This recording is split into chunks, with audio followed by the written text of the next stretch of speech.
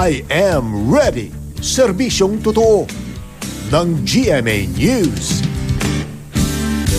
Mga kapuso, mabilis ang kilos ng Tropical Depression Basyang habang tinutumbok nito ang Caraga Region at Eastern Visayas. At ayon sa Pag-asa at sa datos ng Weather Central, mamayang gabi po posibleng mag-landfall ang bagyo dito sa Surigao Provinces. At sa ating storm track o sa track ng Weather Central, bukod sa Surigao Provinces, maapektuhan din ng bagyo ang hanggang bukas ang probinsya ng Eastern Samar, dyan po sa may Dinagat Province, Leyte Provinces, Camiguin, Bohol, Cebu, dyan sa Siquijor, mga probinsya ng Negros, Panay Island at Palawan bago ito tuluyang lumabas ng ating Philippine Area of Responsibility.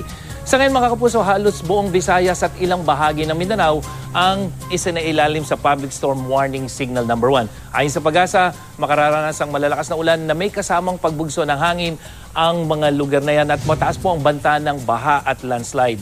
Mapanganib din ng pumalaot o maglayag ang mga sasakyang pandagat.